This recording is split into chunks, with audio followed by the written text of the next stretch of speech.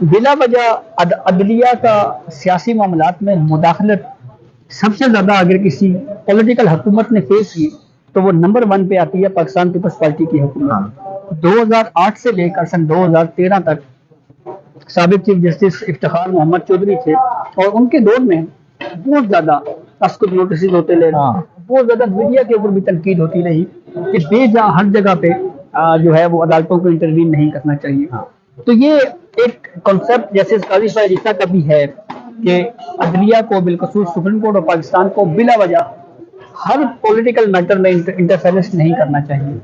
یہی view Pakistan Peoples party کا بھی رہا ہے، اور اسی معاملے پہ متاثرہ فریق پاکستان مسلم لیگ نون بھی رہی سن 2013 سے لے کر 2018 تک، جب سابق چیف جسٹس ثاقب نثار تھے اچھل پاگل خانوں میں۔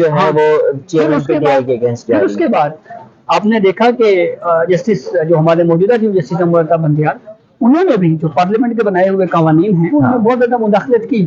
یہ ایک اسٹیبلش چیز ہے، یہ ایک سمجھنے کے ایک فیکٹ ہے جو بالکل کلیئر ہے۔ تو اس لیے ان کو یہ لگ رہا ہے کہ جسٹس قاضی فائز عیسیٰ آئیں گے تو کم از کم عدالتوں سے سیاستدانوں کی نااہلیاں نہیں ہوں گی۔ اس طرح سے ماضی میں آرٹیکل 184(3) لگا کر کسی کو اپیل کا حق دیے بغیر نااہل کیا جاتا رہا۔ ان سیاستدانوں کو یہ امید ہے جسٹس قاضی فائز عیسیٰ سے کہ بلا وجہ ہر سیاسی معاملے میں مداخلت نہیں ہوگی، نمبر 2، اور نمبر 3 جو فنڈامنٹل رائٹس کی وائلیشن ہوتی ہے وہ نہیں ہوگی۔ دیکھیں ہم کرٹیسزم بھی کر سکتے ہیں، لیکن جو آج کل ہو رہا ہے، جو ایم پی او کے تحت پی ٹی آئی کے لوگوں کو اٹھایا جاتا ہے، ایک کیس میں بیل ہوتی ہے، ایک اور کیس ڈال دیا جاتا ہے، ایک اس میں نکلتے ہیں، پھر ایک اور کیس، تو یہ بھی کوئی اچھی نظیریں نہیں ہیں، کوئی اچھی مثالیں نہیں ہیں۔ یہ سیاسی طور کے اوپر یہ کوئی ان کو مثال کے طور کے اوپر پیش کر کے یہ نہیں کہا جا سکتا کہ یہ بڑی اچھی چیزیں ہیں۔ یہ ایک جمہوری حکومتوں میں یا ایک ملک میں جہاں پہ اگر یہ کہے گی کہ یہاں پہ کانسٹیٹیوشن بھی ہے، اس میں فنڈامنٹل رائٹس کی بات بھی ہے، تو اس صورتحال میں یہ چیزیں بھی کوئی بہت اچھی نہیں تصور کی جاتی۔ تو اس وجہ سے یہ ایک رائے مسلم لیگ نون اور پاکستان پیپلز پارٹی میں یہ موجود ہے کہ کم از کم ہمارے ساتھ یہ نہیں ہوگا، نمبر 1۔ لیکن اس کے ساتھ ساتھ پھر اگر یہی رویہ اگر پی ٹی آئی کے ساتھ روا رکھا گیا تو یہ نہیں ہو سکتا کہ پک اینڈ چوز ہو، پھر وہاں پہ بھی جسٹس قاضی فائز عیسیٰ جو ہے وہ فیصلے کریں گے، اور جو فیصلہ آئین و قانون کی روشنی میں ہوگا ایگزیکٹلی وہی فیصلہ ہوگا۔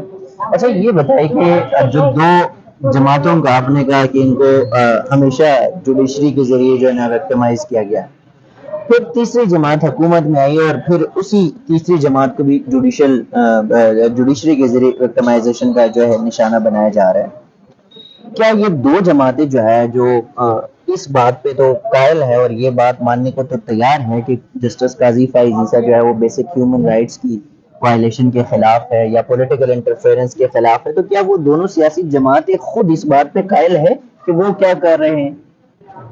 دیکھیں ایک چیز تو بالکل واضح ہے کہ پی ٹی آئی کے لیے اس طرح کی چیزیں نہیں ہوئی جس طرح کی چیزیں سابق ادوار میں دو پولیٹیکل پارٹیز نے فیس کی۔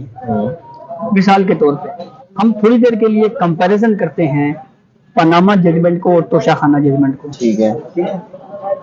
پاناما ججمنٹ کا جو فیصلہ دیا گیا سپریم کورٹ نے وہ کرپشن یا کرپٹ پریکٹسز کے اوپر نواز شریف کو نااہل نہیں کیا گیا۔ نواز شریف کو نااہل کیا گیا کہ بھائی آپ اپنے بیٹے کی کمپنی کے ملازم تھے اور ایک تنخواہ آپ ریسیویبل ایک سیلری تھی، ایک تنخواہ کے حقدار تھے، آپ ایک خیالی تنخواہ جو آپ نے لینی تھی لیکن آپ نے نہیں دی، اور اس خیالی تنخواہ کو آپ نے اپنے کاغذات نامزدگی میں ظاہر نہیں کیا، اس لیے آپ لائف ٹائم ڈسکوالیفائی ہیں آرٹیکل 62(1)(f) کے تحت۔ نواز شریف کو ڈسکوالیفائی کیا گیا آرٹیکل 184(3) کے تحت، جس میں اپیل کا کوئی حق نہیں ہے۔ ٹھیک ہے، پھر ریفرنسز بھیجے گئے نیب کورٹس کو اور جسٹس اعجاز الاحسن صاحب مانیٹرنگ کرتے رہے ان ریفرنسز کی، جی آئی ٹی بنی، اس میں آئی ایس آئی ایم آئی کو شامل کیا گیا۔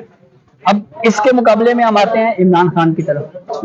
عمران خان کو توشہ خانہ میں ڈسکوالیفائی یا ان کو سزا یہ دی گئی کہ آپ نے جب پرائم منسٹر تھے تو یہ تحائف ہیں جو آپ نے नॉमिनेशन पेपर्स में जाहिर नहीं किए, इसलिए आपको हम जेल भेजते हैं 3 साल के लिए, 1 लाख रुपए जुर्माना है, फिर उसके बाद डिस्क्वालिफिकेशन हो गई इनको 5 साल के लिए। अब कंपैरिजन देखें, नवाज शरीफ डिस्क्वालीफाई हुए आर्टिकल 184(3) के तहत, जिसमें अपील का कोई हक नहीं है।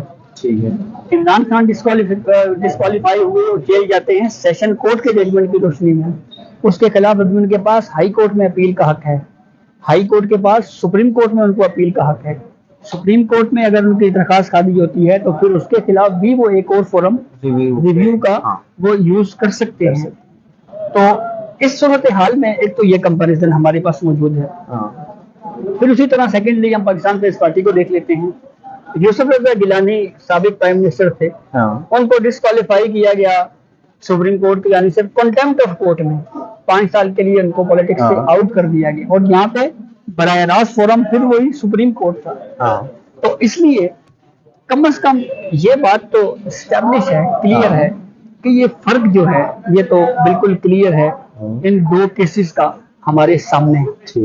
अगर यही अगर असूल जो नवाज शरीफ के लिए अपनाया गया कि 184(3) के तहत जिस तरह उनको डिस्क्वालीफाई किया गया, अगर उसी तरीके से नवाज शरीफ को डिस्क्वालीफाई किया गया तो फिर हम ये कह सकते थे गो के जो फैसला तोशाखाना केस में हुआ उसके ऊपर भी सवालात उठाए जा रहे हैं, जैसे हक दिफा का मौका न देना। लेकिन इसके जवाब में जो पीटीआई का कंडक्ट है वो भी हमारे पीटीआई की जो लीगल टीम है उसका कंडक्ट भी हमारे सामने मौजूद है। तो बहरहाल ये एक डिबेटेबल क्वेश्चन जरूर है कि इस सूरत हाल में जो पॉलिटिशियंस हैं उनके खिलाफ जो है वो इस तरह के काम नहीं होने चाहिए।